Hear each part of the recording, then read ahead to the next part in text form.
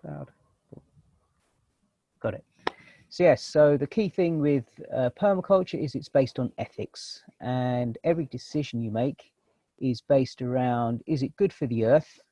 I.e., are you really truly enriching the earth and its, you know, its environment, i.e. all the plants, the insects, bacterias, is the air, you know, are you polluting the air, or are you cleaning the air? Are you polluting waters, or are you cleaning water? So every time you introduce something or you design something, what you're looking to do is to try and create the richest, most beautiful, most abundant, most diverse system for Earth.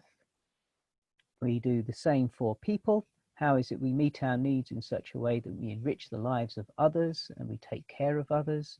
And the third ethic is about fair share, which is about only taking out of the system whatever the system can genuinely offer you, and everything else you reinvest so that it keeps strengthening and enriching the system. After every iteration, whatever system it is you're working on just gets stronger, stronger, richer, richer, more and more abundant. And this way, we end up with really, truly strong systems.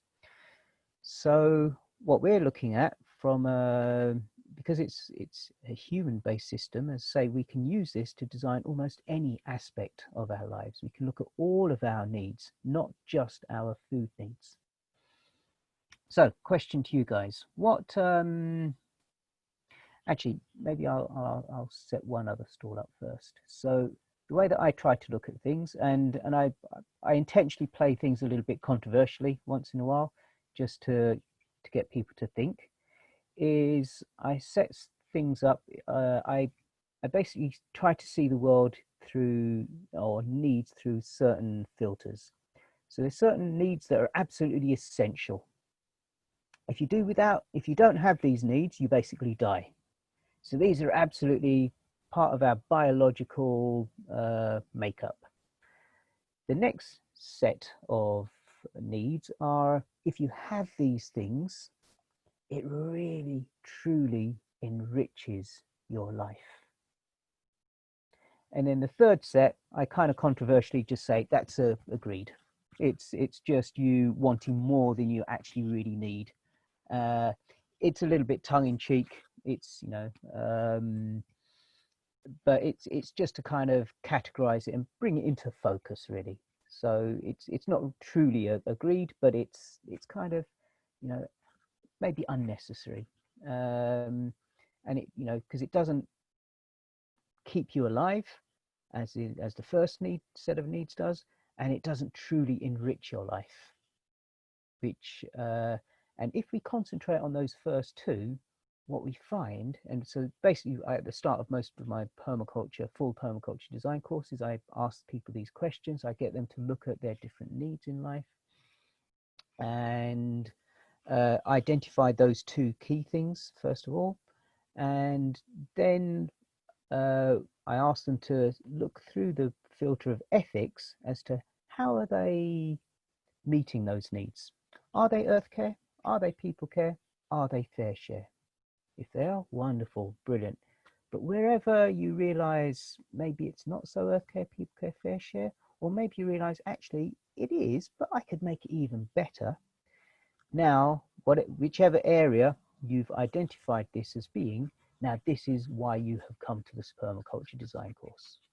This is what you can truly get. So now it opens people's eyes to understanding what it is they want to learn and where it is that they can grow from coming to the permaculture course. So that normally takes about, ideally really 2 hours, but sometimes we try and rush it through in an hour. We've only got 15 minutes here, so that's why I'm telling you rather than getting you to experience it. But we'll do a really quick version of that. So what are the things that if you do without, you basically die? Let's establish those first. So just unmute yourself and just shout them out, or type them out, whichever. Food. Food, absolutely. Well, there are some breatharians, but let's not go. I'd say the majority of people, yes, we need food. Okay, oxygen. Oxygen, yep. Water. Water, or water, if you're from my part of London, right? You know what I mean? Water. Water, if you're from Rest, other sleep. parts of it. Yeah, so some kind of regeneration, recuperation, rest. Yeah, wonderful. I mean, those are the main things. Some kind of shelter, some kind of protection, maybe from the elements or whatever, or from other people. But those are kind of basic things. And if we actually look at most of those things, we'll survive with really poor quality. We will still be just about alive with really poor quality water, poor quality food. But what kind of life is that? Maybe we won't really have health. So maybe all of those things we can transpose into the next category and say, if we had good quality food, really vibrationally strong, rich food, that then really brings quality to our life. If we have really good living water, so water that is, that hasn't just come through a tap, hasn't gone through all this processing and through straight pipes, which just basically kills it and put chemicals in it, but it's coming straight from a water source, and it's full of minerals, it's full of life, it's full of energy. For those who studied Victor Schauberger, living water. So good quality water, good quality air. We can live in London, but but imagine the beautiful, wonderful fresh air that you get in Bosnia, for example, where, wow, up in the hills and the mountains, and it's like, yeah, beautiful. So, yeah, beautiful, good quality air. What other things do we need that really bring about real richness and real abundance in our life and real joy? Love. Love, absolutely.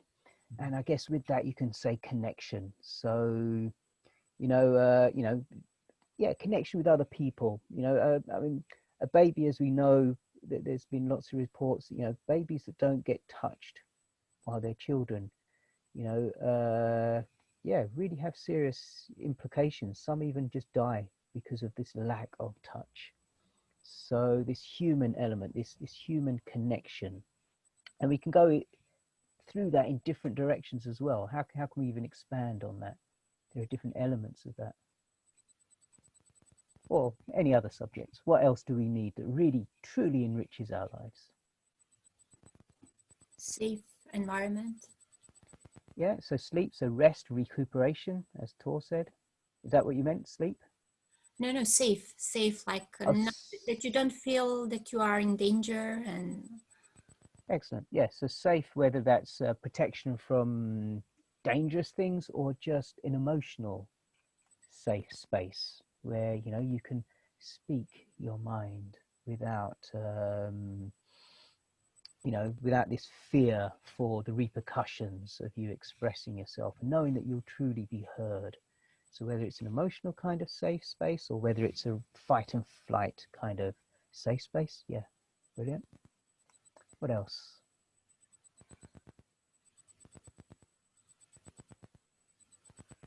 Diversity. Yeah, perhaps. Well, as a Gemini, I think diversity is absolutely essential in our lives. Can't do the same thing 2 days in a row, kind of thing. So I think the other major thing that I would throw there is, and maybe not everyone has this, but what really gives me quality of life and is a sense of purpose, a reason as to why I am alive.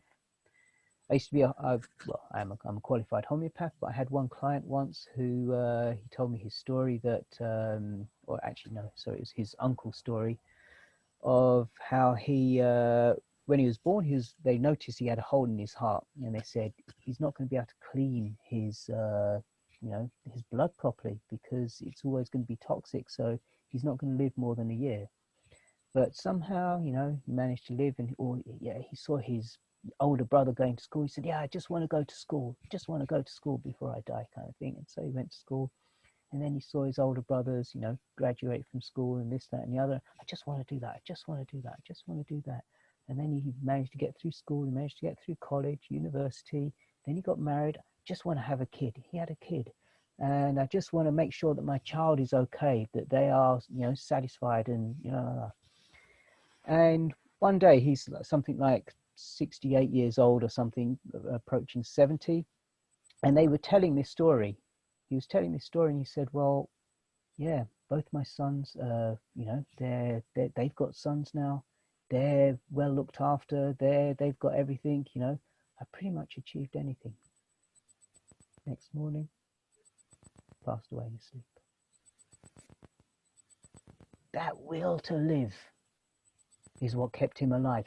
Biologically, he should have died.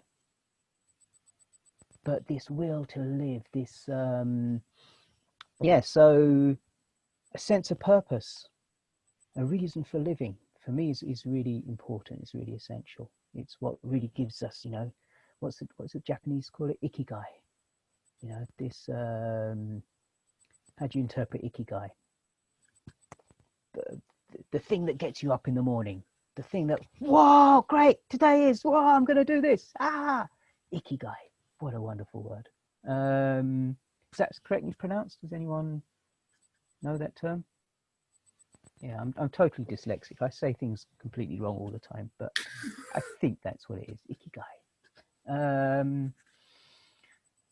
So if we actually start looking at these things and we start seeing how is it that we can get these things, you know, how is it that we get a sense of purpose? How is it we get a sense of reason for living? How is it that we, you know, we feel, I'm valuable. You know, this person loves me. This person, and then this person is taking care of me. That's so nice. That was really beautiful. This little thing that he just did for me. That was so sweet. Wow. Oh, I'm so blessed to have these friends. What is it we can start doing to bring about this change in the world? So let's name a few things that we could be doing, or name some things that you guys are doing that brings about this, you know, and also in terms of quality of food, in terms of, you know, fresh air or whatever. What are things we could be doing? What are you guys doing to bring about this change? Just unmute yourselves and just speak. Building relationships that spread, ripples in the pond. Building relationships in whichever way. And, you know, this whole concept of unconditional love, just doing things because it's the right thing. I mean, okay, I've got my own opinions about Gandhi and his role in the world, but he's held up by most people as being some kind of a high status. I'm not going to go through that right now, but he said of the whole of the Mahabharata, which is the largest, by far the largest body of work that anyone has ever put on paper. He said of the whole of the Mahabharata, he said there's one book, the Bhagavad Gita. And he said of the Bhagavad Gita, there's one shloka, and a shloka is basically one line. But you can, the line is put together in such a way that you can uncompact it and pretty much tell a whole story just with that one line. He said, so the whole Mahabharata, this hugest, largest book of human existence and philosophies and what have you, he said there's one book, the Bhagavad Gita. He said of that there's one line, one shloka. He said if you truly understand this, if you study this and truly put this into action, this is the only important thing in life. And what that shloka says is your purpose in life is to do action. But action without any connection to the repercussions. And when you do this action, knowing that at this particular moment in time, with all the information that I had available to me, that if I do this action, it is the right thing to do to bring about the best impact for the most people. Meaning it's right for animals, it's right for plants, it's right for our environment. You know, I may be wrong. I may have gotten it wrong, but at this particular moment, with all the information I had to hand, this was the conclusion I came to in terms of what it is I could do to bring about this real beauty and this real magic in the world.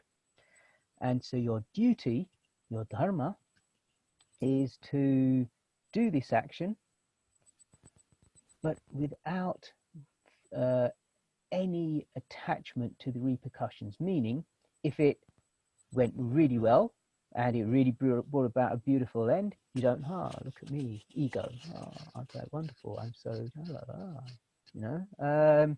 So without ego, without attachment, but also without fear of, what's the opposite side? So when you've done something wrong and feel, oh no, I'm just rubbish, I'm useless, I'm terrible, I'm a bad person. So without that, you know, but just to do the right thing. And so whatever it is you do it for the right reasons, in the right way, according to what you know at that particular moment, and that's life.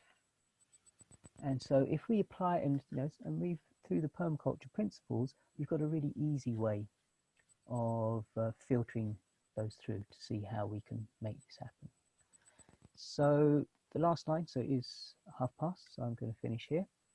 So the last thing I'll say is just to explore your needs. What is it that you really truly need in life? And try and distinguish between the needs and the things that the system tells you, if you have this, if you have that, you know, life's going to be wonderful. But no, actually, look for yourself to see what are the things that truly bring joy to your life. And how can you do it in such a way that it truly brings joy to others as well? How can you really meet your needs in such a way that you take care of other people, you take care of the planet, you take care of Earth, you take care of the plants, and etc., etc., etc. This is permaculture. And if it wasn't in permaculture, we could, you know, we could find other ways to express this, because not all permaculturists totally follow that. Many permaculturists just do the food growing side of it, and their people care skills are not necessarily so great. So while they may be growing food in a nice way, they may be, you know, but it still has this kind of exploitative, I'm using the land to feed me, as opposed to I'm taking care of this beautiful, precious ecosystem, and by taking care of it, it's taking care of me. So that's what I'll leave you with. And I'm going to hand over to the next session. And the next session is Zoe with a resilient planning for the self. Over to you, Zoe. Thank you, Rakesh. Yeah, so my session is about like resilient planning for self-care. And I also prepared some slides with some drawings to illustrate my story. But I first would love to hear from you, like, who of you is actually good at planning, or do you think that you're good at planning? You can raise your hand. Okay, that's not many people. And who of you like ever like experienced like things like stress because of their planning?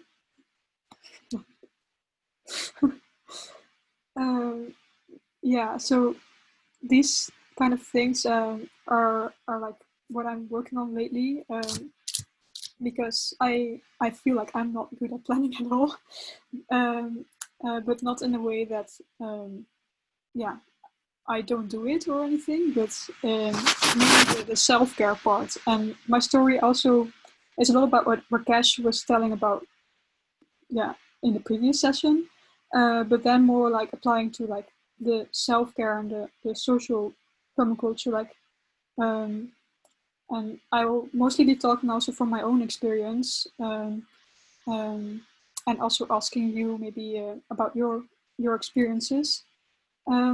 So yeah, I'm like a person who is puts themselves like at the last point of the list all the time. So I really like caring after others, but then I'm always yeah, left out in my own planning. Are there any ones of you that feel like the same or similar? Okay, I'm not I'm not the only one, luckily. So yeah, I'll share my screen because I made some slides. Rakesh, you disabled the attendee screen sharing in the thing. But anyways, while we wait. So You're co-host now, so you should be able to. okay. Okay, then. Okay, yeah, I can see it works now. I think. Can you see? Can you see my screen now? My presentation? Yes. Okay, I'll go to the beginning. So resilient planning for self-care, and what I mean with that is being like, how do I plan in a way that I don't risk a burnout and still find place to fit the abundance of things that I love to do. So when often people tell me like, yeah, you should also make some place room in your planning to do the things you love, you know, and take care of yourself. But then I always have this dilemma, like I already do all the things I love, but the only thing is that I somehow still do so many things that I don't look after myself.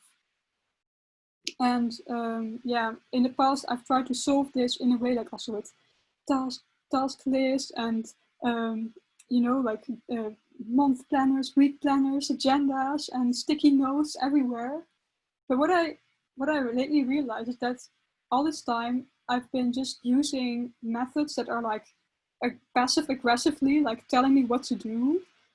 And I'm a very stubborn person, so whenever there's a rule set somewhere, I'm like, this is meant to be broken.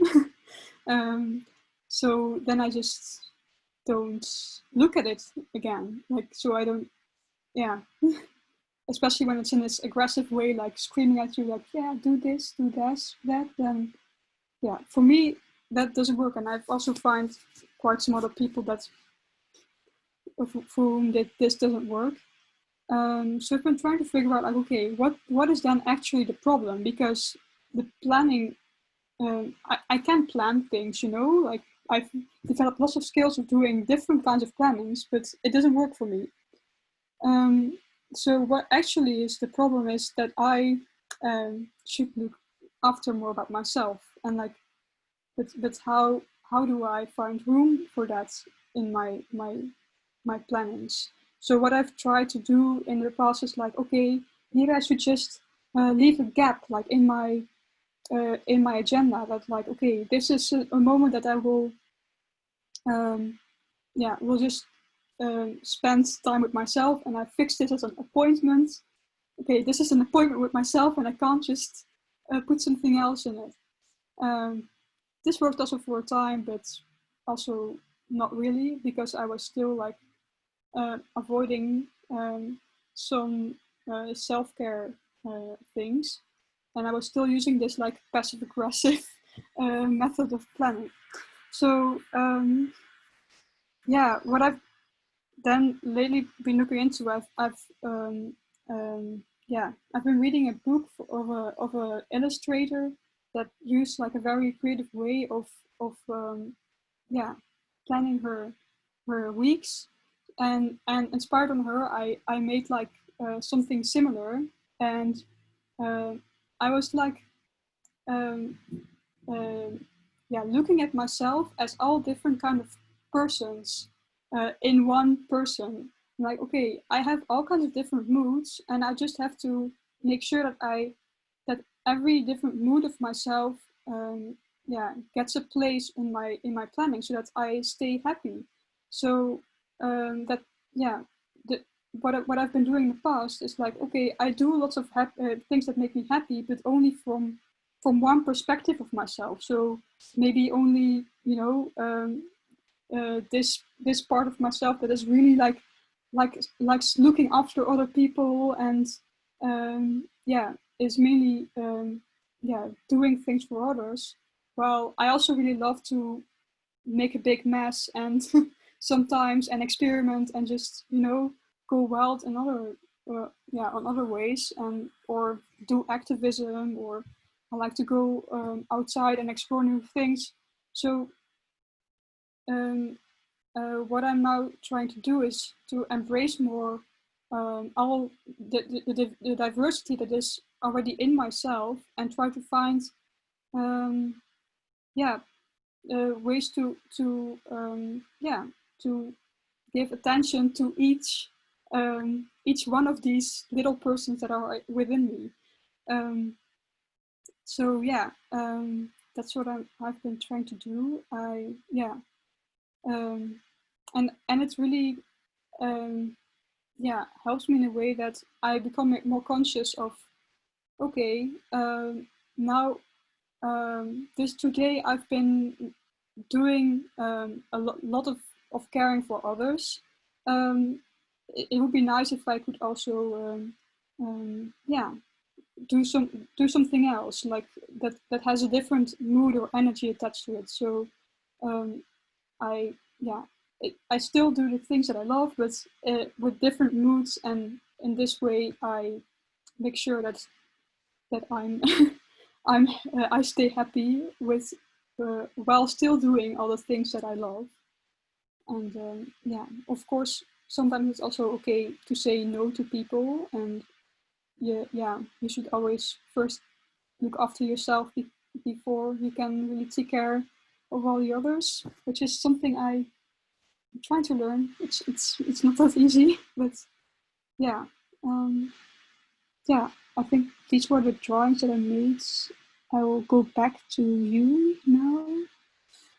So yeah, I'm just curious, because I'm quite bad at at the self-care aspect. Like, how do you deal with that? Like, how do you make sure that you yeah, your planning stays like resilient, and that you look after yourself?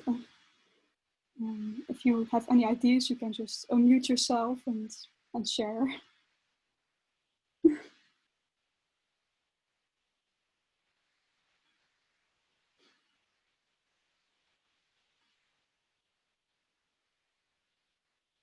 Anyone? Yeah, I think it's a. Thank you for what you just were now, and those drawings are also super cool, and I think it's a very interesting question, and difficult to answer really, but at least I think for me, what I have realized also in relation to how I understand permaculture and the permaculture ethics is that I am really now trying to much more. I'm looking after the people care ethics before I'm looking after the fair share, or the ethic of sharing with others. Meaning that I before, when I was really just trying to first give to others and then hope that that would make me feel good. Now I see I have to make myself feel good before I can make others feel good. Before I can do something good for others. But it's a constant. For me, it's a constant thing. I have to remind myself, yeah, people care actually means me also, and that it's okay for me to actually be egoistic.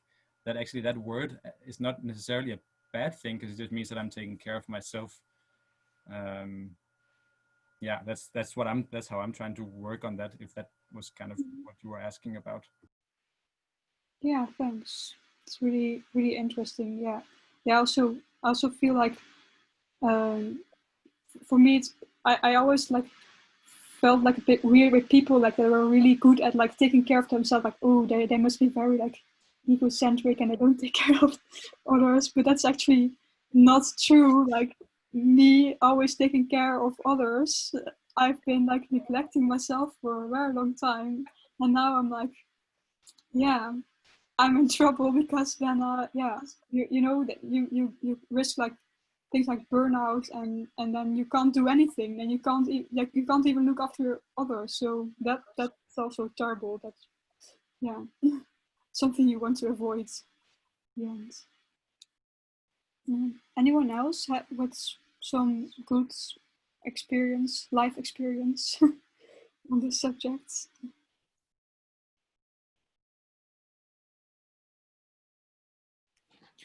I think the lockdown has for me been a blessing, kind of to introspect deeply why I do the things I do. Mm-hmm. So kind of digging into the inner why has been very useful, because I kind of like, I only do the things I like, but I never really went deeper into thinking about why I do those things I like.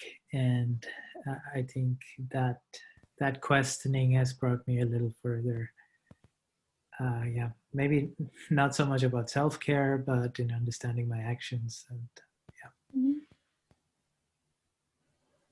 Yeah, so just before the lockdown, we were doing a course in South France looking at permaculture and naturopathy together. And so using naturopathy to try and understand our physical body and our physical systems and how they work, and what is how they work, and what's the sign that they're not working, they're not functioning, etc. Then we looked at permaculture, where we did the same exercise about needs versus greeds.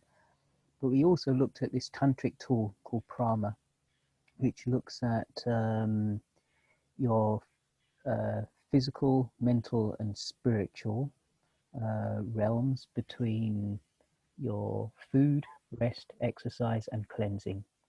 So we look at how what is the purpose of spiritual food, physical food, mental food? What does it give you, and how are you feeding yourself? And what do you consider to be really something that is really, again, in Tantra, there's you have, everything is made of three energies: Rajasic, Tamasic, and Sattvic.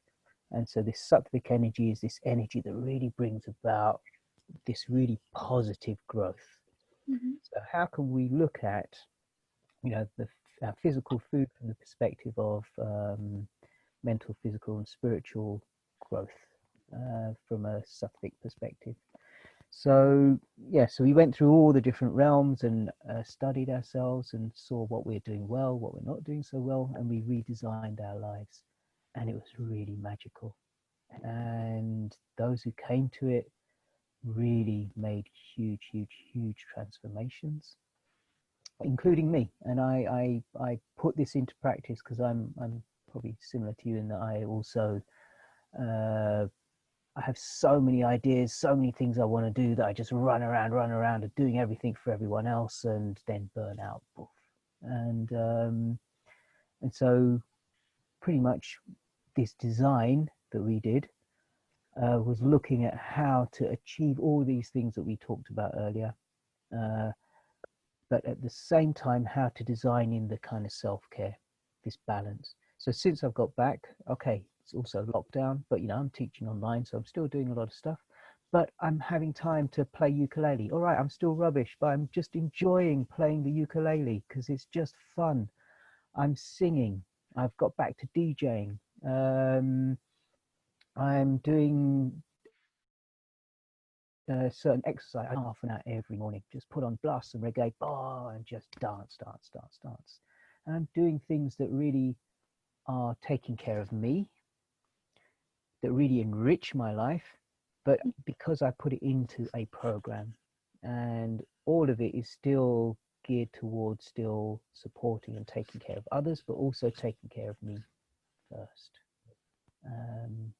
Because if I don't look after myself, there's not many people in my family that actually live beyond 60 years old.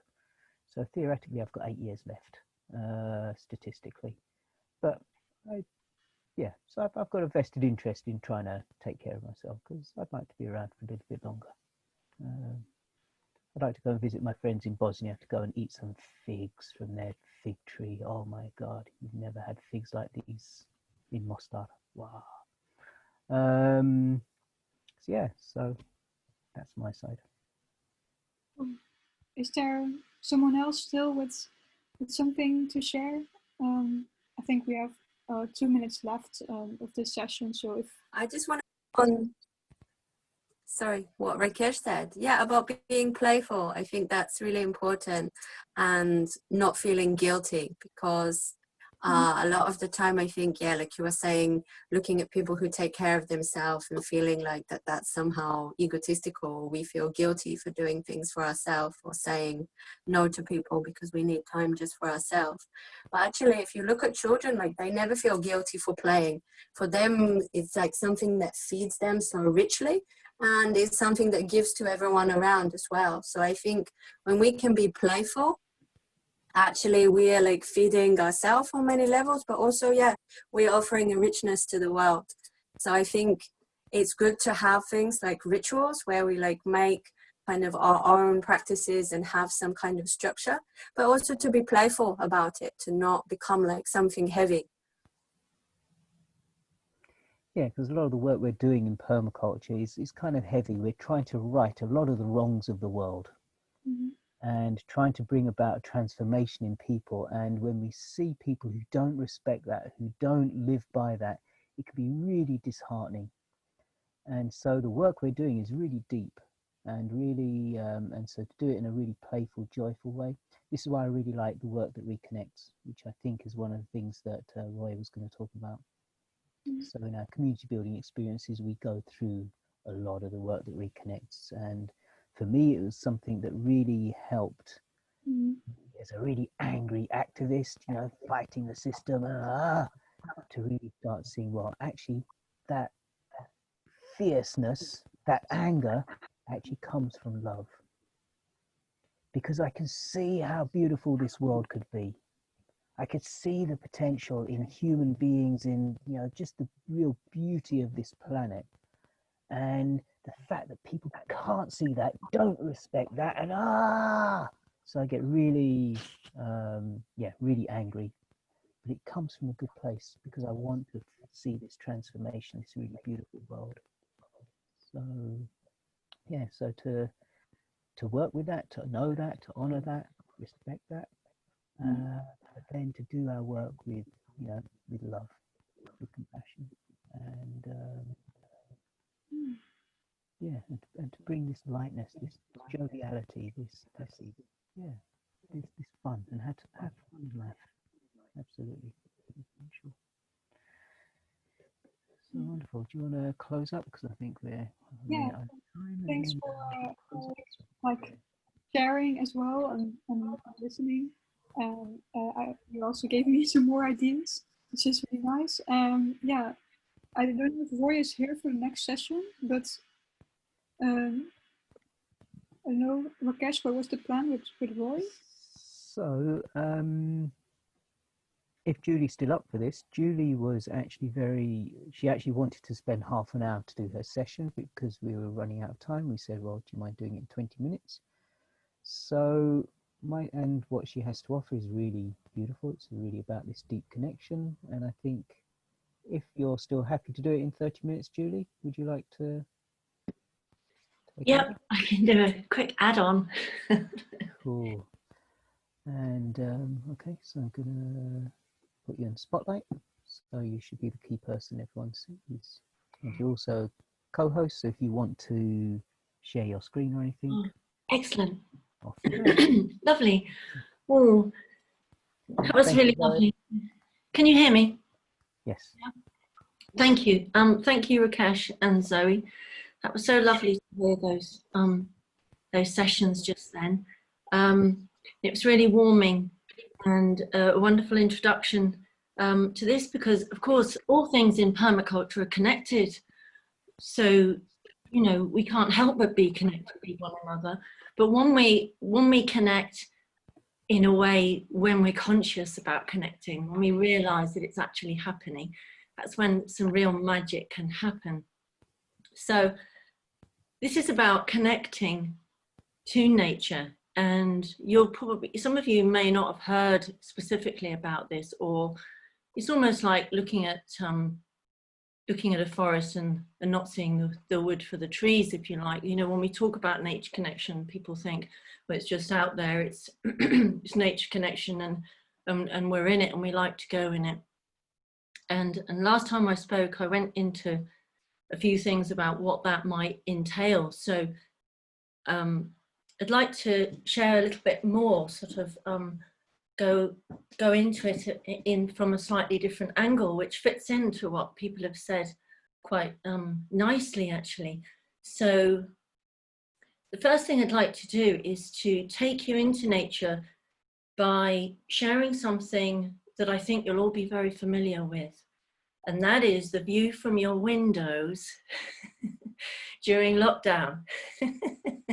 You might have been fortunate and been able to go out as you know, often, as much as you want. So many people have been in many different situations during lockdown, and the stories are phenomenal and very inspiring, obviously very sad, tragic, but also uplifting.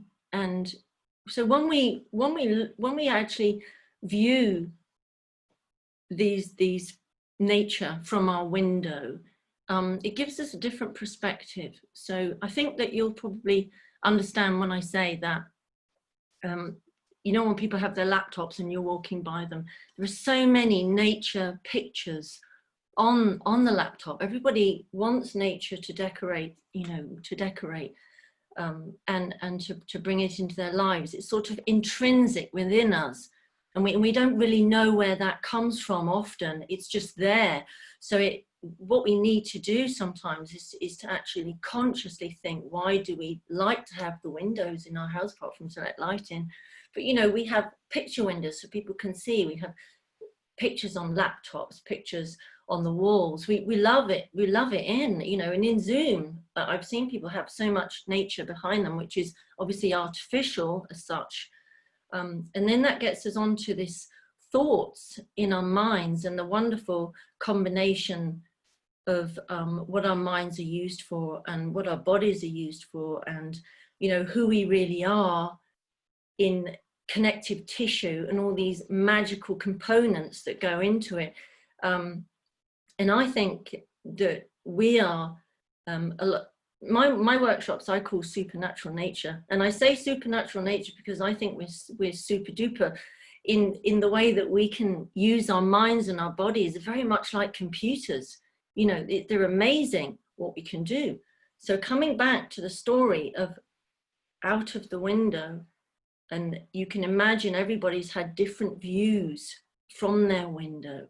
So just like to take you into that window. So if you can imagine maybe a window for a minute that you've been looking out of, you know, wanting to go out of more, perhaps, being able to go out of. So our freedom has been, you know, either very restricted or we've been quite free, and all sorts in between that. So everybody's experiences of this time has been very phenomenally different, but restricted. Hibernating is a word I quite like to use rather than anything else.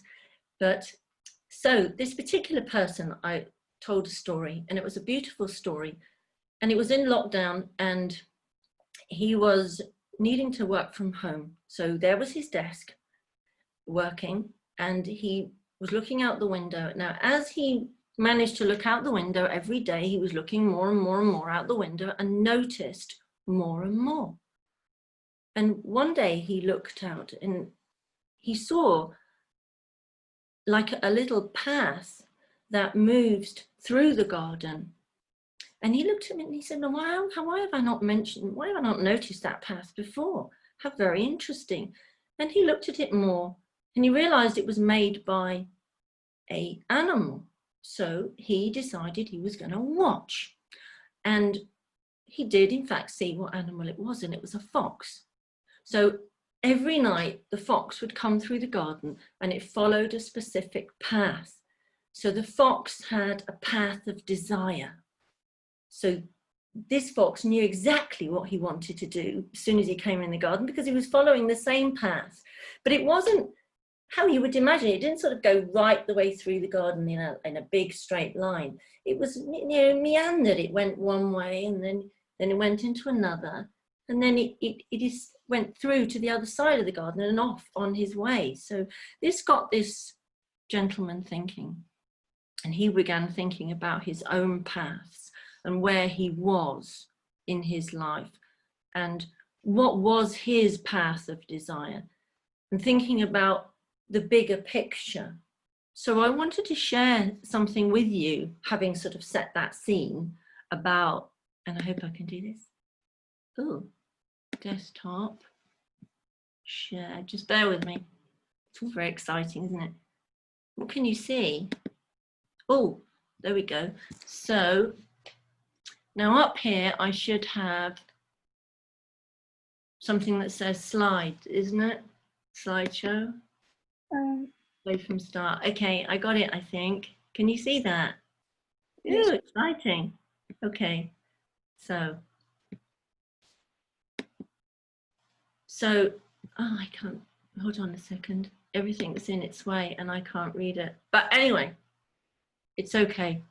So the wonderful thing about nature is that it feeds something back to us immediately about the way that we're feeling. That story, yeah, the gentleman in the story, he was brought into a situation of himself by watching nature. It's a very simple thing, pathway through his garden. So when we look at nature, it brings out all these emotions about that come from within. So this is the magic beginning that we can connect to, that is intrinsic. So it's like it's there knocking on the door inside of our beings, even though we want to. We've just been talking about or listening to Zoe talking about how wonderful it is to be busy and all the lovely things that we want to do, which is so important. Yes, to have meaning in our lives and purpose is fantastically important, isn't it? And that's what the path of the fox had, purpose.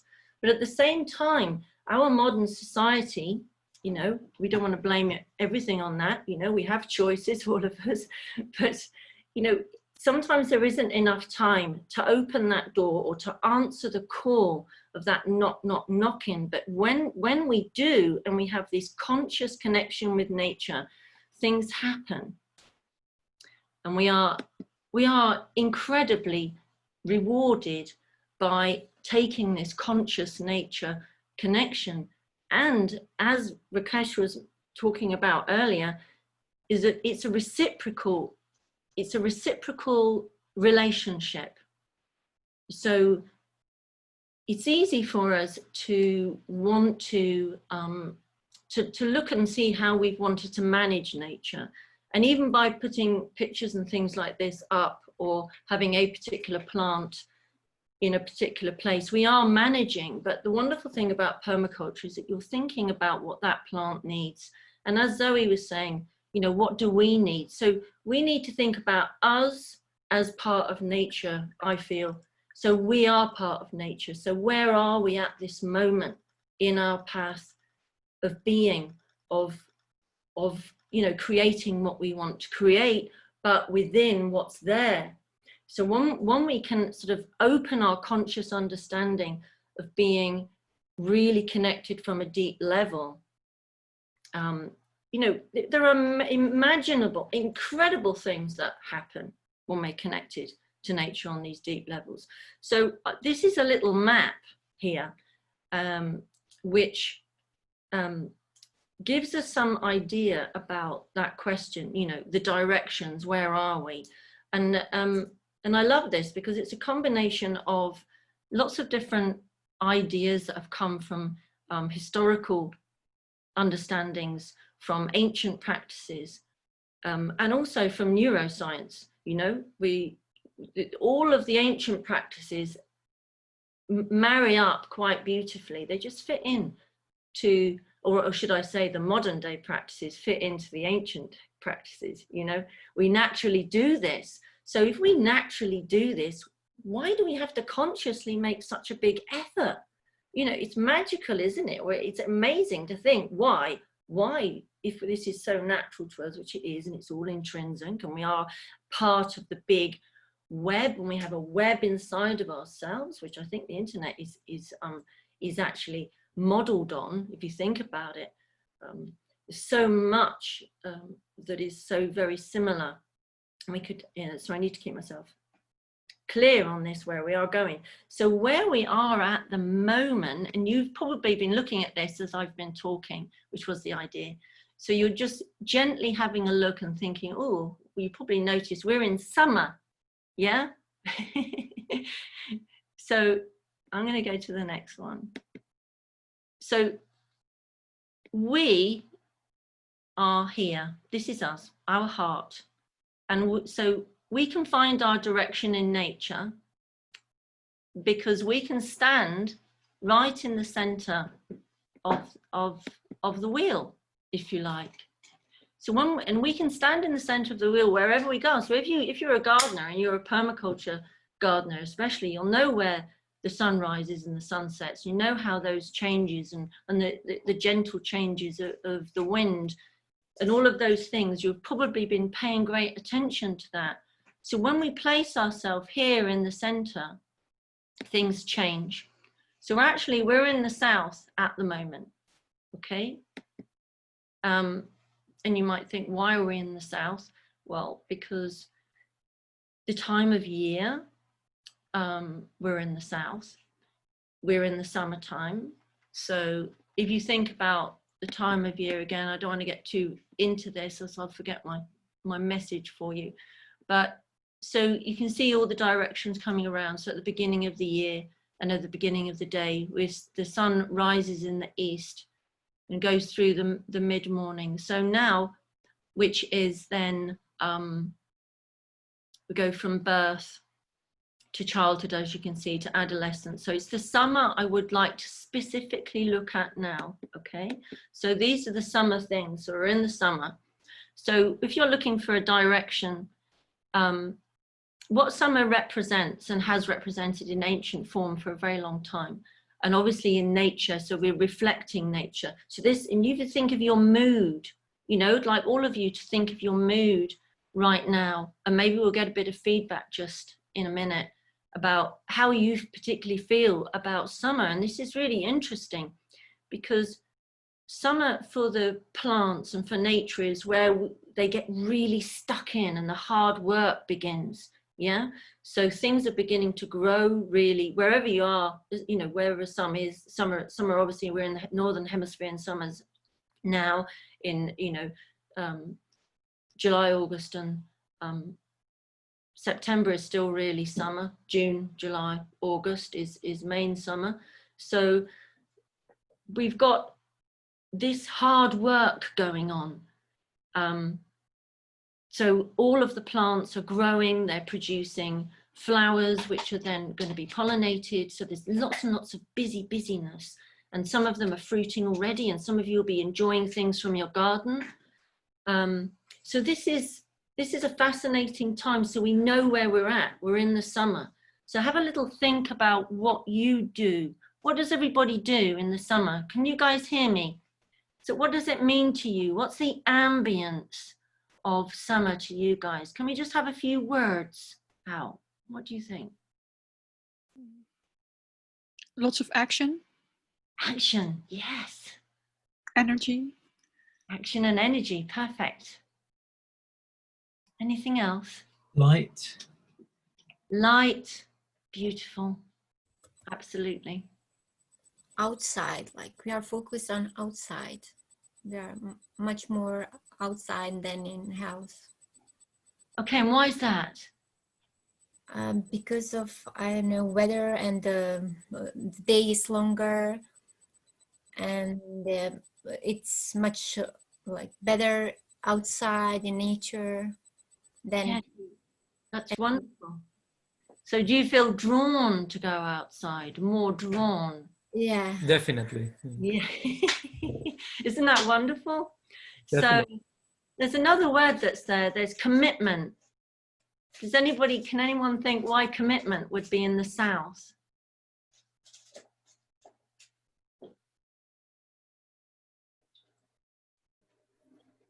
Maybe because you've started things, like the spring is kind of a time of beginning, when you put things in motion, and then summer is kind of, you have to keep them going. So for example, Bulgaria is very dry. We start a garden, and if we want to have the autumn harvest, we have the commitment to continue.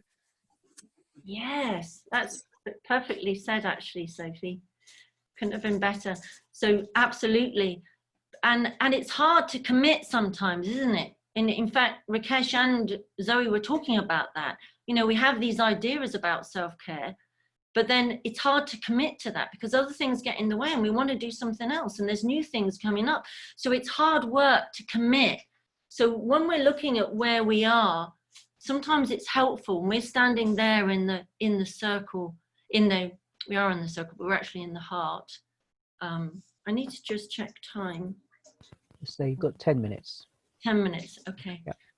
Thanks, Rakesh.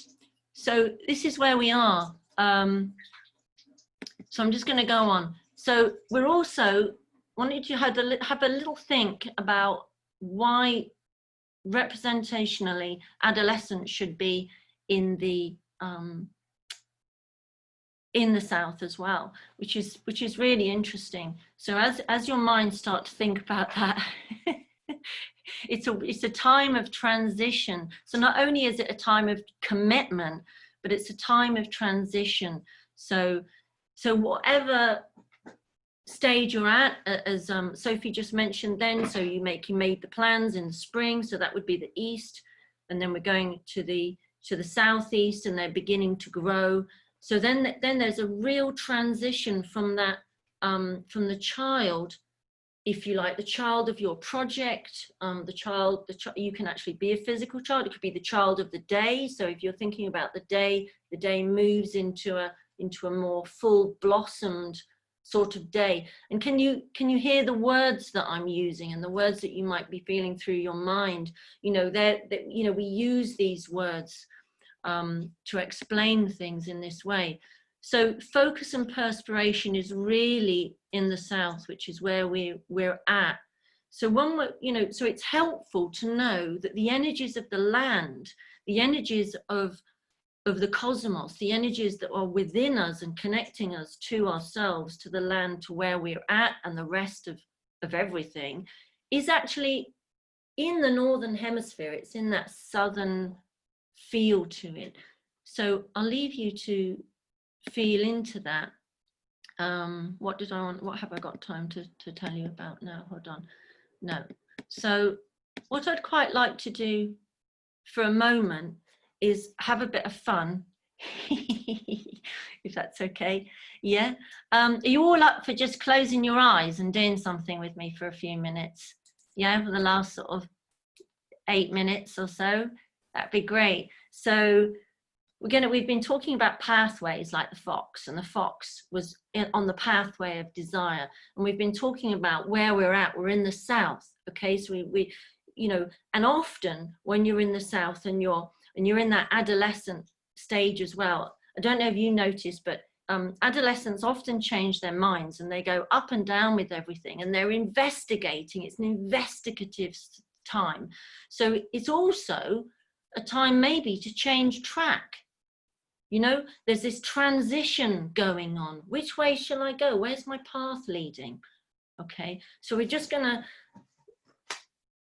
take a few deep breaths, okay, in that wonderful air, part of nature. And if you can take a few deep breaths from your tummy and bring it up into your chest, and then up into your head. So it's like and it sweeps up into your head, okay? So if you can keep breathing like that and close your eyes and don't be self-conscious, it's all a wonderful breath, isn't it? But breathe in into your chest and let it go into your head, and then breathe out, and then again let it go into your head, and then before you breathe out, okay, be aware of this wonderful lightheadedness that you might get. Superb. None of us breathe enough, you know. We're all sort of have these immense lack of oxygen most of the time. So just breathe, and this gives your mind the opportunity to really work. So if you close your eyes and you imagine you're special place. So we've probably got 5 minutes. But with the breathing, you should be able to drop into knowing where your special place is. So very quickly ask your mind to think of somewhere you really enjoy out in nature. And as soon as you've got it in your conscious mind and you're bringing it to yourself, feel about how it would feel with your body. Be there, imagine it in totality. You know, what does it feel like? What are you doing? Are you lying down? Are you sitting?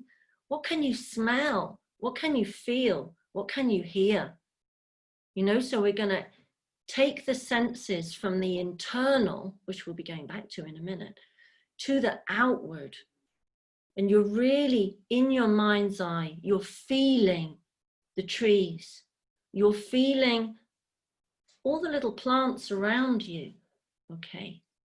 There may be some rock. Is the rock warm because the sun's been on it? Is there a river? Is there a lake? Is there the sea? Can you hear the sea? Is it touching you? Where are you in your mind's eye? Now, just for 2 minutes, I'd like you to draw to yourself your desire.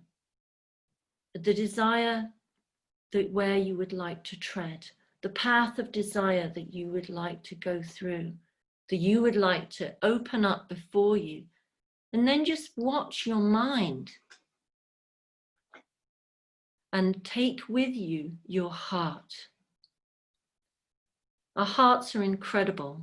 We didn't have much time to talk about them, but open it now. And the best way to open your heart is to smile at it.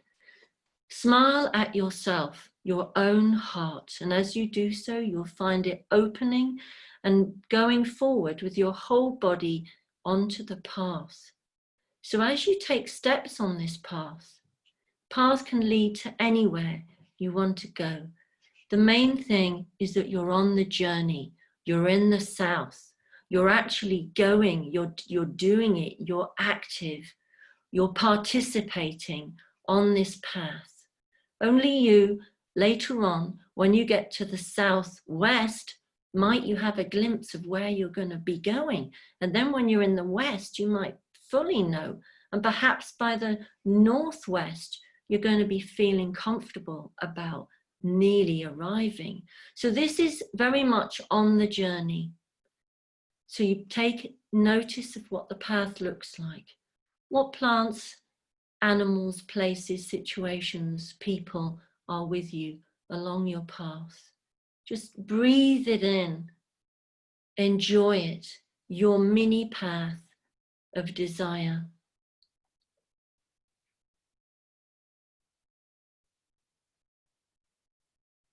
Take another breath on this mini path of desire. And you're going to just feel gratitude that you have it. And you're going to turn on your heels with a sprightly walk back to your place that you like to be. Feeling it once again with your body. Feeling your heart back into your chest. Smile its way back. Drawing yourself out of your place where you were enjoying, that place where you like to be. Slowly, slowly drawing yourself back to where you are now in your room.